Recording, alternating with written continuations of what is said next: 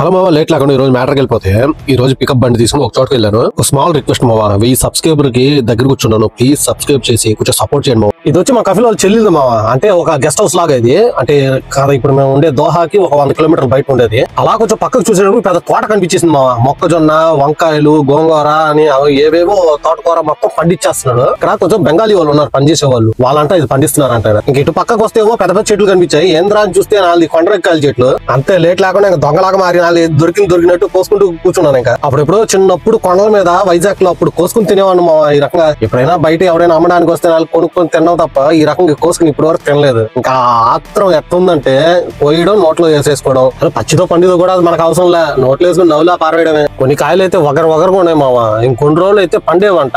మనకి తొందర కదా, అందుకే దొరికిందని చెప్పి కోసుకుని తినుకుంటూ కూర్చున్నాను. దగ్గర ఎన్ని తిన్నానో నాకే లెక్కలేదు అప్పుడు. సరేలే, చెట్టు బాగుంది కదా, కాయలు కూడా బాగున్నాయని చెప్పి మీకు చూపిద్దామని చెప్పి ఇంకా వీడియో తీసాను నేను.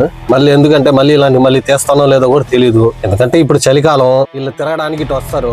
వచ్చినప్పుడు ఇంకా నేను ఈ కాయలు ఉన్నాయని చెప్పి కోసుకుని వీడియో తీసా. ఇతను వచ్చి ఇంట్లో వంటాడు మావా. అంటే మా కఫీలో చెల్లి వాళ్ళ ఇంట్లో వంటాడు. ఈయన వాళ్ళు వచ్చారంటే ఈయన కూడా వచ్చినట్టే. ఇంకేడికి వచ్చి ఒక 4-5 రోజులు ఉంటారు కదా వీళ్ళు. సాధారణంగా వండుకోవడం, తినడం, ఆ రకంగా ఎంజాయ్ చేస్తారు. నేను ముందర చూడండి మావా, అసలు ఏం లేవు. ఆ మూలలో ఉంది మా రోడ్, మెయిన్ రోడ్ వచ్చి. ఇంక ఇటు సైడ్ చూసుకుంటే ఇంకా ఆ ఇంట్లో పనిచేసే వాళ్ళు పాకిస్తానీ, బంగ్లాదేశ్ వాళ్ళు ఉన్నారు. వాళ్ళ రూమ్లు ఇవి చూడండి, రేకులు షెడ్ లాగా ఉంటాయి. మేము ఒకరోజు ఆడ డ్యూటీ తగిలినందుకే మాకు దోల తీరింది.